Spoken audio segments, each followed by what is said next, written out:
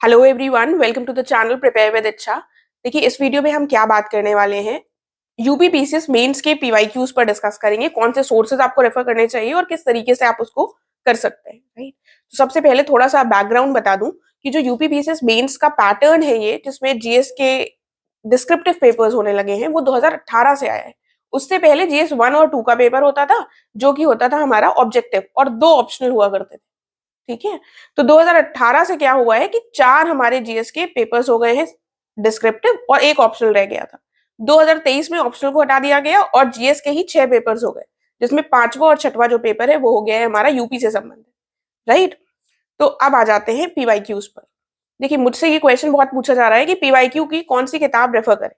तो मैं अपने एक्सपीरियंस से ये बता सकती हूँ कि कोई भी एकदम बहुत अच्छी किताब अवेलेबल नहीं लगी मुझे, जितनी मैंने देखी उस हिसाब से। लेकिन अगर आप लेना चाहते हैं तो आप घटना चक्र, वाईसीटी, दिशा पब्लिकेशन कोई भी ले सकते हैं। उन पर पूरा डिपेंडेंट मत होइए। लेकिन जैसे किसी क्वेश्चन का आंसर आपको मिल ही नहीं रहा है, आपको समझ ही नहीं आ रहा है इसको कैसे करना है, उससे थोड़ा सा कंटेंट ले सकते हैं। ठीक है। अदरवाइज ऐसा नहीं जो उसमें है बस वही परफेक्ट है, उससे भी बेहतर आंसर हो सकता है, राइट। अब दूसरी बात करते हैं कि कैसे आपको उनको करना चाहिए। देखिए, 2018 से 18, 19, 20, 21, 22, 23 6 साल हुए हैं। जीएस 1 से 4 तक के जो पेपर्स हैं वो 6 साल के आपके पास हैं। जीएस 5 और 6 के पेपर्स जो है वो 1-1 साल के हैं। ठीक है।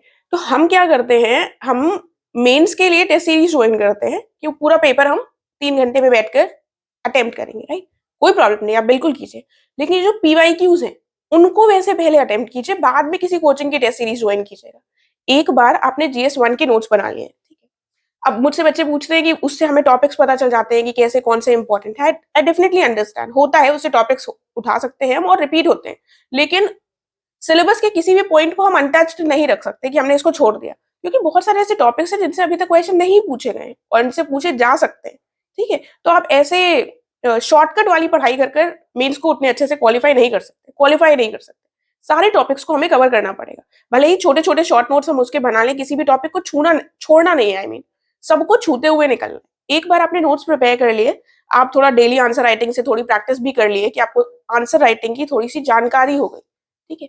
उसके बाद क्या कीजिए, फॉर एग्जाम्पल अपने जीएस 1 को ऐसे कर लिया है, उसके बाद एक संडे को उठाइए 2018 का पेपर और 3 घंटे का अलार्म लगाइए, बल्कि 2.5 घंटे का लगाइए। घर में जब होते हैं तो थोड़ा सा कम करने की कोशिश किया करिए और ऊपर से करंट अफेयर्स को भी हटा दीजिए।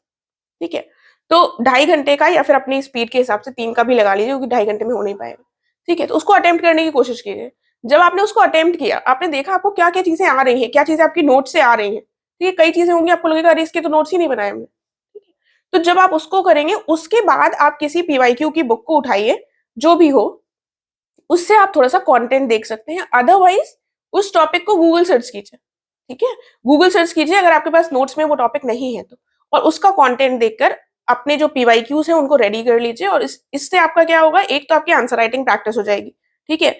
और दूसरी बात, जो यूपीपीसीएस के द्वारा क्वेश्चंस होते हैं उन्हीं से हम प्रैक्टिस करेंगे, तो हमें थोड़ा सा आइडिया हो जाएगा कि स्टैंडर्ड के क्वेश्चंस पूछे जाते हैं, कि पेपर हमारा इसी पैटर्न पर सेम रिपीट हो सकता है। ठीक है। तो ये एक बहुत अच्छा तरीका है जब हम खुद अपने आप करते हैं, इंस्टेड कि हमने किसी की बुक खरीद ली और उससे हम पीवाईक्यूज देखने लगे। तो वो देखना is not the right way. अगर आपको देखना है भी तो आप बाद में देखिए, एक बार खुद अटेम्प्ट कीजिए, पहले सिलेबस से नोट्स बनाकर आंसर राइटिंग प्रैक्टिस कर कर, उसके बाद पेपर को अटेम्प्ट कीजिए, उसके बाद किसी बुक को रेफर कीजिए। ठीक है। बुक्स मैंने बता दी है वैसे, जैसे कि आपको कोई भी इतनी यू नो परफेक्ट आपको पीवाईक्यू की बुक नहीं मिलेगी, क्योंकि मैंने जितनी भी रेफर की है तो उसमें कुछ कुछ कमियां हैं। सब में पैराग्राफ दिया हुआ है, लेकिन आपको पैराग्राफ में नहीं लिखना है, आपको पॉइंट्स में लिखना है, आपको थोड़ा सा इनोवेटिव करना है। तो जब आप खुद करेंगे ना, तभी आप उसको अच्छे से अपने आंसर को रिप्रेजेंट कर पाएंगे। ठीक है। मतलब बुक्स की भी गलती नहीं है, वो कैसे करेंगे, वो तो पॉइंट्स और पैराग्राफ्स में ही देंगे ना, वही उनका मेथड है। ठीक है। तो इसीलिए उससे थोड़ा सा कंटेंट आप उठा सकते हैं, जिनके कंटेंट आपको नहीं मिल रहे हैं जिन टॉपिक्स के। लेकिन इसी पैटर्न पर करने की कोशिश कीजिए, वही आपको लॉन्ग टर्म में हेल्प करेगा और आपकी प्रैक्टिस भी करवाएगा, राइट।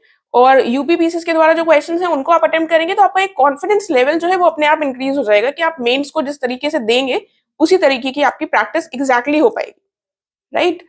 तो आई होप आप लोगों को क्लियर हो गया होगा। पीवाईक्यूज को ऐसे ही अटेम्प्ट कीजिए, पहले से ही उनको देखने मत बैठ जाइए कि क्या क्वेश्चंस आए थे, क्या था। टॉपिक्स के थोड़ा थोड़ा वो करिए, पढ़िए, डेली आंसर्स वाले कीजिए। तो डेली आंसर अगर आप कर रहे हैं तो जहाँ से भी कुछ भी कर रहे हैं, तो वो आपको वैसे ही क्वेश्चंस देंगे जो यूपीपीसीएस में पूछे जाते हैं। ठीक है? तो एक आपकी अंडरस्टैंडिंग डेवलप हो जाएगी।